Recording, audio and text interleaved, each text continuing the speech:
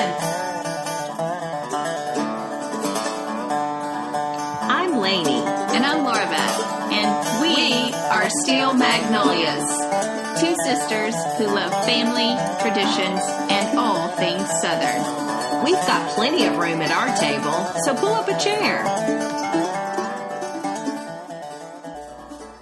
Well, it's August 18th, y'all. Big day to celebrate, especially if you are a lady. I know. I feel like we should have champagne clinking glasses right now. Yeah. This is a big day. We got our right to vote, ladies. 100 years ago. Celebrating the centennial day of the 19th Amendment being ratified. Yes. I have visions of the mom in Mary Poppins marching around in her sash that says votes for women. Yeah. I love it. So, and just a side note, we are sharing lots of fun photos and videos from suffrage events, things that we've attended, and just things that are happening around the country on our Instagram this week. Y'all should be following us. So definitely follow us at Steel Magnolias Podcast. And there is also, I will link to this in our show notes, there's a fantastic 1-hour documentary. Oh, PBS. That was put together by Nashville Public Television called By One Vote. Yeah. Okay. And so it's going to highlight the role of the South, specifically Nashville, Tennessee. Yeah. And the Hermitage Hotel, which we're going to talk a lot about today. And so I would highly encourage you, if you have interest in this topic, to watch that. It's just an hour. Yeah, it's really good. Yeah. Gives a lot of the key players in the Nashville area. Yeah. And Dallas Dudley. And spoiler alert, it's called By One Vote because it won by one vote. Isn't that unreal to think about the pressure those men had felt that day? No. Yeah. They really paint a good picture of that in the documentary too, with some of the adjectives they're using to describe the heat and the intensity. And yeah. And if you haven't already listened to last week's episode called Women's Suffrage, you need to listen to that one before today's. Yeah. Because that sets the whole story. We went into where we are yeah, right now. Yeah. We kind of led up to the anniversary of today where we're sitting. So we sat down with Dee Patel. She's the managing director of the Hermitage Hotel. Beautiful lady, inside sure and is. out. Yeah. And we're sharing her interview today. But the reason that we went down to the Hermitage to talk to her is because it sits right next to our nation's capital. Wow. Our Nashville state capital. Yeah, it was the hub. It was. Of all of the persuasive discussions that were happening in the heat. Yeah. So for 3 weeks, we talked about a little bit of this in our last episode. Members of the House of Representatives for 3 weeks. They'd been in Tennessee, right here at our capital, a lot of them staying at the Hermitage Hotel, and they'd been debating on whether or not to ratify the 19th Amendment. And so the Hermitage Hotel, just based on proximity, probably. Yeah. And that it was nice and gorgeous hotel. Had plenty of space. Yeah. Yeah. It became a bustling place of activity. And so we were like, let's go down there. They're doing a ton of stuff to commemorate Let's talk to this them. Anniversary. And so we talked to Dee. And so, without further ado, here's our interview. Well, we have the pleasure of being here at the table in the lovely Hermitage Hotel with Dee Patel. Dee, thank you so much for joining us.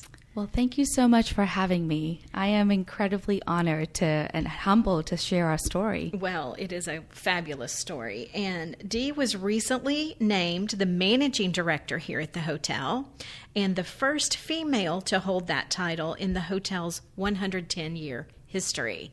So I just felt like this was the right way to start because cheers to women. Cheers to women. I'm absolutely, to be the first female managing director still gives me chill bumps just to say that out loud. It's it's really an incredible honor. You have actually been here 16 years. So I have. Can you tell us a little bit about that transition to that role and how you felt even taking on a role as a female like that? Absolutely. You know, I think hospitality for me is just part of what I've learned to love and enjoy. It's working with an incredibly diverse team that's international, and to celebrate their cultures. And so this is such a great field for me. And I graduated Johnson & Wales University from Charleston.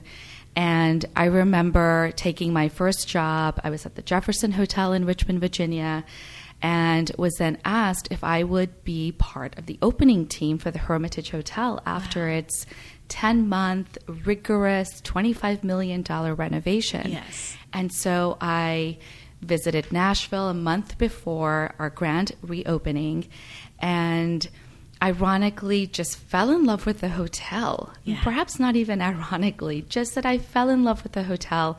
And I remember sitting in my room, in room 210, and the general manager at the time said, Dee, what is it going to take for you to move to Nashville? And I thought, okay, I've got this great property in Richmond, and I've got this wonderful opportunity.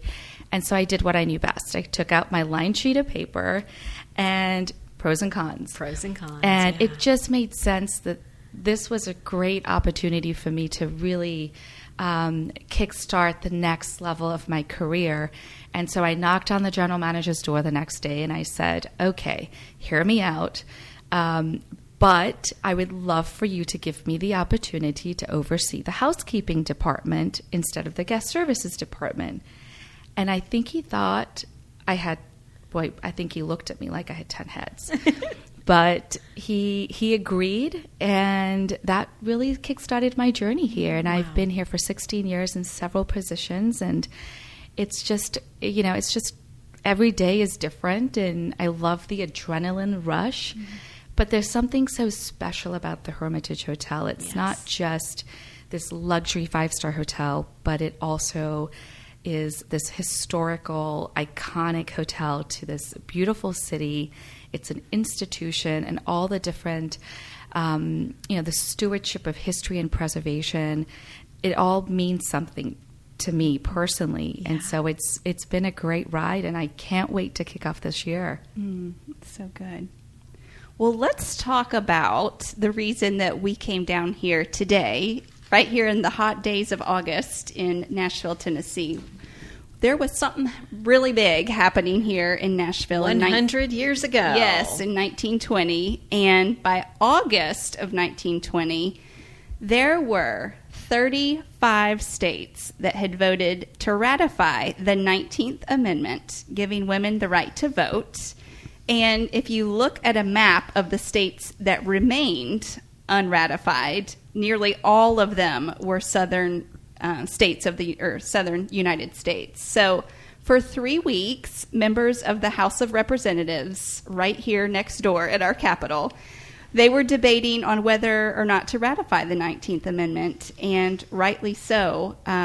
What seemed to be a state issue was now a national issue. And so Tennessee found ourselves holding the vote to determine the future of women's rights. And the Hermitage Hotel really was the epicenter of that activity. And so that's why we wanted to come sit here today with Dee. And so, Dee, we know you know some stories, not that you got to be brewing in the halls with these ladies and men, but can you tell us a little bit about those weeks leading up to the vote and just sort of the buzz that might have been happening in the lobby?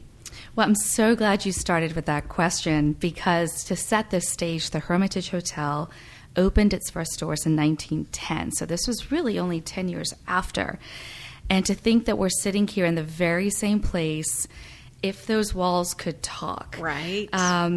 Meet me at the Hermitage Hotel was this coined phrase during the time, and that's exactly what happened.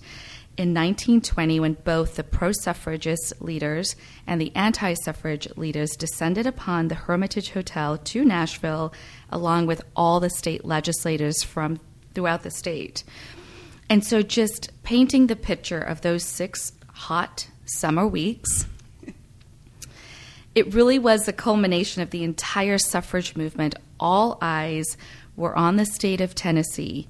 And again, if I could just be a fly on the wall, it was 6 weeks in August. Remember, again, 1920, it was hot. There was no air conditioning.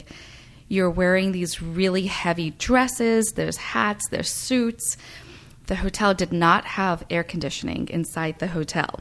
And the lobby was packed. People were smoking, there was debating, there was talking, there was arguing. There were telegrams that were being received all day and throughout the night. So you can just imagine how uncomfortable it might have even been. But the hotel was full of all sorts of just activity and people bustling. Besides the debating and the arguing, there was a lot of bribing and spying that also took place amongst the different legislators and the pro and anti-suffrage leaders. And so there was this plotting strategy. Now, the anti-suffrage leaders' offices were on the mezzanine level, so they could really sort of see a bird's eye view of everyone. This movement was also referred to as a War of Roses. And that meant that you could define who was on what side. So if you wore a yellow rose, that signified that you were pro-suffrage. And if you wore a red rose, you were against the vote and were not in favor of women getting the right to vote. And so that's how each side was able to decipher where the legislators stood. And so the anti-suffrage movement figured out a really sneaky way to tempt the legislators. Now, mind you, we're in the middle of Prohibition. Mm-hmm. And so the lawmakers would congregate on the 8th floor of the Hermitage Hotel, which became known as a Jack Daniels floor, the suite in which whiskey was being poured, whiskey was being served, with the ultimate goal to sway that legislator's vote. Yeah. And so, yes, that... So we're sitting here in a fantastically gorgeous historic room, somewhat of a boardroom, and we have this bouquet of yellow roses. Beautiful. And so, yeah, there is much that the hotel even today is doing to incorporate those yellow roses that stood for women's rights. It's such a beautiful thing. Yeah, and both sides had gone across the whole state talking to the different legislators, trying to influence them, and both thought that they had enough support, but things literally changed in this hotel. Yeah. In those last days and weeks. That's right. I mean, this hotel was also referred to as a third house. Wow. Because so much culminated and happened here throughout the entire hotel. Mm-hmm. It was bustling of the lobbyists and the legislators and the pros and the antis.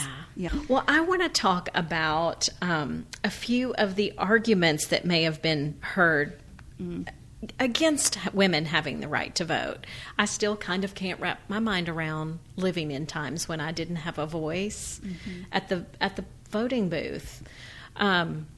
So yeah, I felt like that kind of went with, we were talking about, what would have been discussed at the teas. Mm-hmm. But what were some of the things maybe in men's gatherings as to why women should not have the right to vote? That's right. So the anti-suffrage leaders, which were men and women, the arguments really centered around fear of change and giving up that power. Other arguments affected the labor laws, the fear of continuing prohibition, that women's place at home was running the household, bearing children. Yeah. And some even thought that the Bible clearly spelt out that a woman is a man's helper. Okay. And so there were these cartoons that the anti-suffrage campaign leaders would have in some of these newspapers, which were highly, highly entertaining, portraying perhaps a man with a baby in one arm and a ladle in another, sort of stirring this pot while the mom went out to go vote. Okay, so they were going to have new responsibilities that they didn't want. That's correct. Wow. So many cool characters in all of these stories, many pioneers in so many ways. So I'm just curious, Dee, from the many stories you've heard, do you have any favorite characters, men or women? Gosh, I mean, they're all my favorite because they all supported this movement. I think they all need to be commended and celebrated. Probably my favorite character in the movement is Carrie Chapman Catt. Yeah. She was a leader of the pro-suffrage movement. She was bold, extremely organized, had great willpower, and just had exceptional leadership skills.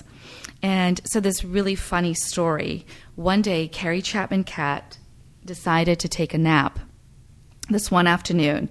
And as she started laying into bed, she was mortified to find a bottle of liquor under her bedroom pillow. And so she was convinced that this was a dirty trick by the opposition to slander her name. And so the story goes on that she was really worried and didn't know what to do with the bottle, and you couldn't flush it because the odor would linger. Oh, true. And she didn't want to hide it under the bed or in her suitcase. And so she tells a friend this story the very same day who happened to know who the bottle belonged to. It belonged to a newspaper woman who was on the pro-suffrage side, but had just temporarily stashed it there for a bit. And so Carrie just wasn't willing to take that risk and insisted that they go on a ride out in the country as far away from this area. And she ended up stashing or hiding this bottle in a stone wall. Wow. Carrie Catt goes country cruising. Well, that's what we would call that. I think it goes to show how probably on edge all of these women that were pro-suffrage were, because every move they made, they were being watched. True. Or they were being careful in how they said every sentence. I mean, everything had to be so finessed. So for her to find that, oh my gosh, I can't imagine the horror that she must have felt. I know. Wow. That's a good one. Well, let's discuss August 18th, 1920. We kind of started out leading into the importance of that day, but we've heard that it was really a pretty dramatic unfolding when it came to the roll call, right? Where they're actually saying what their vote is. And I've heard some sort of story about a guy with a letter from his mother. Can you tell us a little bit about that? I absolutely can. The famous Harry T. Burns winning the vote in the House of Representatives on August 18th, 1920 is pretty well known. So Harry T. Burns was this young 24-year-old state representative whose district was very much anti-suffrage, focused. And so until the day of the vote, Byrne wore a red rose that signified his position as an anti-suffrage. And it was noted that the lawmakers, of course, the red roses signified that you were against the vote, and the yellow was that you were pro. So on the final day of the vote, Harry T. Byrne walked into the chamber still wearing the red rose. Wow. And it was nail-biting just to know that this is it. This is this final moment. It's going to happen now, or it's not going to happen Right. And today. And this whole movement's going to have to keep going. Right. And so earlier that day, he had received a note from his mother. And this was a really special note asking Harry to vote suffrage and to support Carrie Chapman Catt. And so, Harry being a good boy, he stepped up to the vote and voted aye and tore the red rose off of his lapel, and later discreetly escaped the Capitol building because, of fear of Sure. a lot of different things, Yeah. but ran into the Hermitage Hotel, and he called his mother to tell him that he voted pro-suffrage. Wow. And what a shining example that every vote matters. Yeah, absolutely.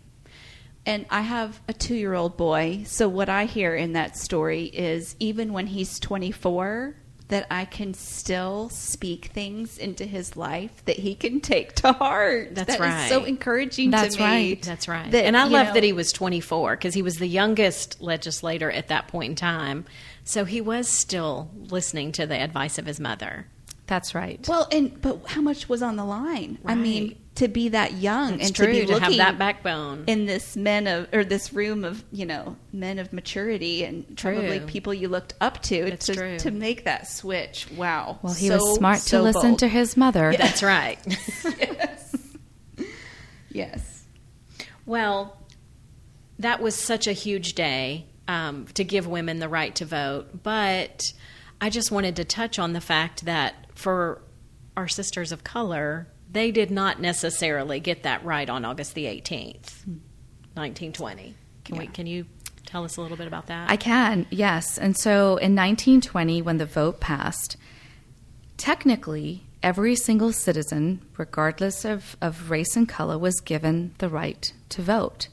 However, in the South, the Jim Crow laws suppressed all kinds of rights for African Americans, including their right to vote. And so it wasn't until 1965 when Equal Voting Rights Act was put in place that removed all the different obstacles and truly now giving true equal voting rights. So I'm really just amazed as I listen, thinking, wow, our African American sisters had to wait 45 more years. Yeah, so to get that right. Their centennial is in 45 years. Whoa, crazy. Yeah. But, there was things done. She mentioned the Jim Crow laws, but, there was things like poll taxes and literacy tests that were added as prerequisites to be able to vote, which not everybody could do that. Right. Those kinds of sneaky things, if you will, that were done.